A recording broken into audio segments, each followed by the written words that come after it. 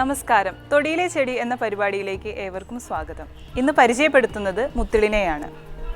ബ്രഹ്മി പോലെ ഓർമ്മശക്തി വർദ്ധിപ്പിക്കുന്ന ഒരു ഉത്തമ ഔഷധമാണ് മുത്തിൾ.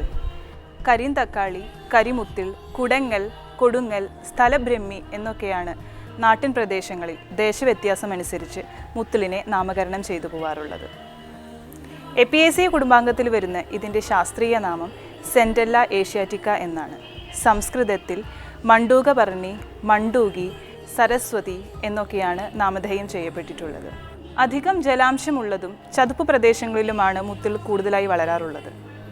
നിലം പറ്റി വളരുന്ന ഇതിൻ്റെ ഇലയ്ക്ക് തലച്ചോറിൻ്റെ ആകൃതിയാണുള്ളത്. അതുകൊണ്ട് തന്നെ ഓർമ്മശക്തിയെ ഇത് വർദ്ധിപ്പിക്കുവാൻ ഉത്തമ ഔഷധമായി ആയുർവേദത്തിൽ പറയുന്നു. ചുവന്ന വളരെ ചെറിയ പുഷ്പങ്ങളാണ് മുത്തിളിനുള്ളത്. ബുദ്ധിശക്തിയെ ത്വരിതപ്പെടുത്തുന്നത് കൊണ്ട് സരസ്വതി എന്ന് സംസ്കൃതത്തിൽ ഇതിനെ വിളിക്കാറുണ്ട്. നമ്മുടെ നാടുകളിൽ മുൻപൊക്കെ മുത്തിൾ കറികളിൽ ഉപയോഗിച്ചു വരാറുണ്ടായിരുന്നു. ശ്രീലങ്ക, തായ്ലൻഡ്, ബംഗ്ലാദേശ് എന്നിവിടങ്ങളിൽ ഇപ്പോഴും ഈ മുത്തിൾ ഭക്ഷണത്തിലെ ഒരു വിഭവമായി അവർ ഉപയോഗിച്ചു വരാറുണ്ട്. ശ്രീലങ്കയിൽ ചോറിനോടൊപ്പം തേങ്ങ ചേർത്ത് ഇലക്കറിയായി മുത്തിൾ ഉപയോഗിച്ചു വരാറുണ്ട്. 100 ചീരയ്ക്ക് സമമാണ് ഒരു മുത്തിൾ എന്നാണല്ലോ ചൊല്ലുള്ളത്. കഞ്ഞിയിൽ മുത്തിളിൻ്റെ ഇല അരച്ച് തേങ്ങ ചേർത്ത് മധുരം ചേർത്തോ അല്ലാതെയോ ആയിട്ടും ഉപയോഗിച്ചു വരാറുണ്ട്. തായ്ലൻഡിലൊക്കെ മുത്തിൾ ജ്യൂസ് രൂപത്തിൽ സുലഭമാണ്. നമ്മുടെ നാട്ടിലും ഈ മുത്തിളിൻ്റെ പ്രയോഗങ്ങൾ കുറച്ചൊക്കെ പകർത്താവുന്നതുമാണ്. ചരകൻ, സുശ്രുതൻ, വാഗ്ഭടൻ തുടങ്ങിയ പൗരാണിക ഋഷീശ്വരന്മാർ ഈ മുത്തിളിന് രസായന ചികിത്സയിൽ അത്യുന്നത സ്ഥാനമാണ് കൊടുത്തിട്ടുള്ളത്. ബുദ്ധിശക്തിയും ഓർമ്മശക്തിയെ വർദ്ധിപ്പിക്കുവാനും നല്ല ഉറക്കം ലഭിക്കുവാനും ഇത് ഉത്തമമായ ഔഷധമാണ്. ഹൃദയത്തിൻ്റെ സങ്കോചക്ഷമതയെ ത്വരിതപ്പെടുത്തുവാനും ത്വക്ക് രോഗങ്ങൾക്കും മുത്തിൾ ഉപയോഗിച്ചു വരാറുണ്ട്. മൂത്രാശയ സംബന്ധമായ അസുഖങ്ങൾക്കും യൗവനം നിലനിർത്തുവാനും ഹെപ്പറ്റൈറ്റിസ് ബിയുടെ ചികിത്സയ്ക്കും ഒക്കെ ഈ മുത്തിൾ സർവ്വസാധാരണമായി ഉപയോഗിച്ചു വരാറുണ്ട്. ശീതവീര്യവും കയ്പ് രസവുമാണ് മുത്തിളിനുള്ളത്. മസ്തിഷ്ക രോഗങ്ങൾക്ക് വളരെ ഉത്തമമായിട്ടുള്ളൊരു ഔഷധമാണ് മുത്തിൾ. മുത്തിളിൻ്റെ സമൂലമായ ചൂർണത്തിൽ ഫിലൈൻ, അലനിൻ, അതുപോലെ ഫ്ലാവനോയിഡ് തുടങ്ങിയ പദാർത്ഥങ്ങൾ അടങ്ങിയിട്ടുണ്ട്. ഇല, തണ്ട്, വേര്, സമൂലം എന്നിവയാണ് ഔഷധയോഗ്യമായ ഭാഗങ്ങൾ. മഗ്നീഷ്യം, പൊട്ടാസ്യം, കാൽഷ്യം തുടങ്ങിയ രാസഘടകങ്ങളും ഇതിലടങ്ങിയിട്ടുണ്ട്. ഇതിൻ്റെ കൂടുതൽ ഔഷധ പ്രയോഗങ്ങളെക്കുറിച്ച് ഡോക്ടർ CM ശ്രീകൃഷ്ണൻ വിശദീകരിക്കുന്നതാണ്.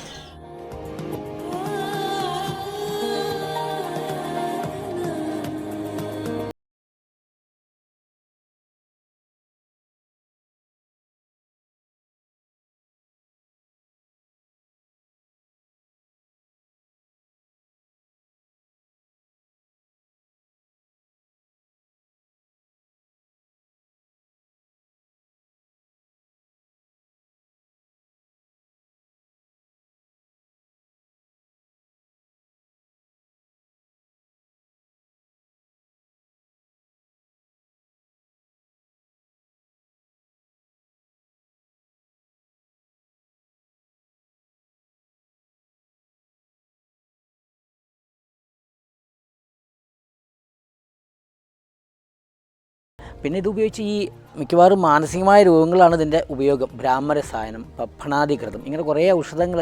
ഇതൊരു രസായനമാണ്. എല്ലാ ധാതുക്കളെയും പുഷ്ടിപ്പിച്ച് ശരീരത്തിൽ നല്ല എനർജിയും ഓജസ്സും ഉണ്ടാക്കും. അങ്ങനെയാണ് ഈ ബുദ്ധി എന്താണ്, ബുദ്ധി ബ്രെയിൻ വളരെയല്ല, ബ്രെയിനിൻ്റെ ആ വർക്കിംഗ് കണ്ടീഷനിലുണ്ടാകുന്ന വേണ്ട എനർജി കൊടുത്തിട്ട് ഈ ഇൻ്റലിജൻസ് വർദ്ധിപ്പിക്കുക എന്നൊരു ഗുണമുണ്ട്. അപ്പോൾ അതുകൊണ്ട് ദിവസേന ഈ മുത്തിളിൻ്റെ നീര് 1/2 ടീസ്പൂൺ തേൻ ചേർത്തോ വെണ്ണ ചേർത്തോ കുട്ടികൾക്ക് ദിവസേന കൊടുക്കാൻ വളരെ നല്ലതാണ്. പിന്നെ ഈ മുത്തിൾ ഈ ത്വക്ക് രോഗങ്ങൾക്കും ഉപയോഗിക്കും. അപ്പോൾ വലിയ ആൾക്കാരൊക്കെ ആണെങ്കിൽ അത് കഷായം വെച്ച് കഴിക്കാൻ അല്ലെങ്കിൽ അത് പുറമേ ലേപനം ചെയ്യാം. ഈ മുത്തിളിൻ്റെ സ്വരസം എടുത്തിട്ട് ദിവസേന ഒരു ടീസ്പൂൺ തേൻ ചേർത്ത് അകത്തേക്ക് കൊടുക്കുക. ഇത് കാച്ചിയ എണ്ണ മേലെ തേക്കുക. അങ്ങനെയാണെങ്കിൽ കുട്ടികളുടെ കരപ്പന് വളരെ ശമനം ഉണ്ടാവും.